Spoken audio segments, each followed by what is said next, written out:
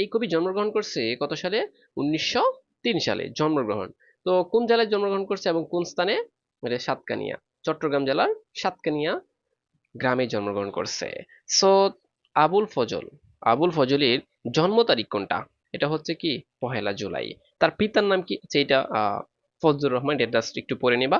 আমরা যদি দেখি যে 2022 সালে ঢাকা বোর্ডে, 2022 সালে ঢাকা বোর্ডে একটা এমসিকিউ আসছে ওই ব্যক্তিকে নিয়ে। মুসলিম সাহিত্য সমাজের অন্যতম প্রতিষ্ঠা আবুল ফজল মানে কোন যুগান্তকারী আন্দোলনের সঙ্গে সরাসরি সংযুক্ত ছিলেন? এটা কি দেখো যে বুদ্ধির মুক্তি আন্দোলন, বুদ্ধির মুক্তি আন্দোলনে তিনি সরাসরি কি ছিলেন? সংযুক্ত ছিলেন। এরপর আমরা একটু দেখি এটা সিলেবাস 2022 সালে আসছে। আবুল ফজল রচিত চৌচির কোন ধরনের? এটা হচ্ছে একটা উপন্যাস। চৌচির হচ্ছে কি একটা উপন্যাস। বাস কাজ শেষ। তাহলে তোমরা একটু অ্যাসটা একটু দেখে যাও, এটা দেখো তো মানবতন্ত্র এই প্রবন্ধটির লেখক কে? মূলত আবুল ফজল। ঠিক আছে। আচ্ছা, এরপর রেখাচিত্র কোন জাতীয়? রেখাচিত্র যে আছে এটা কোন জাতীয় রচনা? এটা মূলত কি দিনলিপি। মৃত্যুবরণ করছে কত সালে? সালে মৃত্যুবরণ করছে, একটু পড়ে নিবা। ঠিক আছে। আর কোথায় মৃত্যুবরণ করছে তিনি? চট্টগ্রামে মৃত্যুবরণ করছে। এই অধ্যায়ের এমসিকিউ পারার জন্য তোমাকে সেকেন্ড পেপার বা কিছু টেকনিক বলি।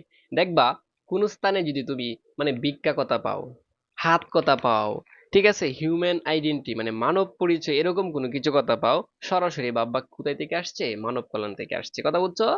এক মুষ্টি ভিক্ষা পাওয়াকেও মূলত আমরা মানব কল্যাণ মনে করি কেন? এটার কারণটা কি? হ্যাঁ, উপলব্ধিহীনতার কারণে। কথা কি বুঝছো সবাই? কেউ কে এক মুষ্টি বা এক মুঠ ভিক্ষা দিছ, এটাকে তোমরা মনে করো যে মানব কল্যাণ। কিন্তু লেখক এটাকে কি বলছে?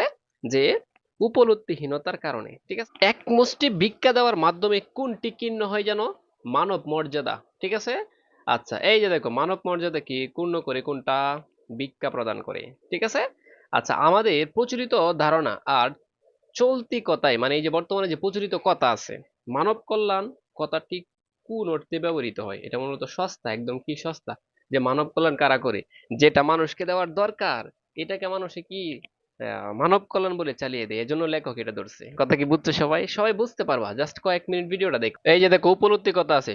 হ্যাঁ, সাধারণত আমাদের উপলব্ধি করা হয় না মানব মর্যাদাকে ক্ষুণ্ণ করার। ঠিক আছে। এই যে দেখো কি বলছিলাম, হাত কথা থাকলেই নিচের হাত বলতে কি বুঝাইছে? গ্রহিতা। আর উপরের হাত মানে কি বলতো?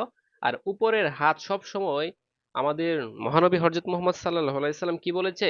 সবচেয়ে শ্রেষ্ঠ হাত এটা। ঠিক আছে। আচ্ছা, আর ওপরের হাত মানে কি? দাতাকে বলা হয়। ঠিক আছে। দান ভিক্ষা, দান বা ভিক্ষা গ্রহণকারীর মাঝে কোনটি প্রতিফলন হয়? এটা হচ্ছে কি দীনতা। ভিক্ষা কথা আছে দেখছো? ভিক্ষা কথা থাকলে কি? হ্যাঁ, ভিক্ষা কথা থাকলে বলছিলাম মানব কল্যাণ থেকে এটা আসছে। সর্ব অবয়বে কি হয় যেন? যে ভিক্ষা গ্রহীতার দীনতা কোথায় প্রতিফলিত হয়? কথা বুঝছো? বাস। আচ্ছা, এরপরে দেখো দান বা ভিক্ষা। দান বা কি? ভিক্ষা গ্রহণকারীর দাতা ও তার সর্ব অবয়বে প্রতিফলিত হয়ে কি সৃষ্টি করে মূলত? বিবৎসা দৃশ্য। বিবৎসা কি? দৃশ্য। সো এরপর আমরা যাই যে মনুষ্যত্ব আর মানব মর্যাদার দিক থেকে গ্রহণকারী বা অনুগ্রহণকারী, ঠিক আছে, বা অনুগ্রহীতা মানে গ্রহণ করে যে আর যে দান করে এটার মধ্যে পার্থক্য কেমন? এটা হচ্ছে আকাশ পাতাল ব্যবধান। এটা কি বুঝেছে? আকাশ পাতাল ব্যবধান। কোনটি জাতির যৌথ জীবন আর হচ্ছে কি যৌথ চেতনার প্রতীক? এটা হচ্ছে কি রাষ্ট্র। কথা বুঝছো সবাই? আচ্ছা, এরপরে দেখো জাতিকে আত্মমর্যাদা সম্পন্ন করে তোলা কার দায়িত্ব? মূলত রাষ্ট্রের একটা কি দায়িত্ব। এখন আবার এই লেখক কি করছে? রাষ্ট্রের সাথে ওইটা তুলনা করছে। আমাদের ইসলামের মতে ভিক্ষা করাকেও নবীজি ভালোবাসতেন না। তাই নবী ভিক্ষুককে কি দিয়েছিলেন বলতো? কুড়াল দিয়েছিলেন, যে তুমি কাজ করে খাও, কেন ভিক্ষা করবা? কথা বুঝছো?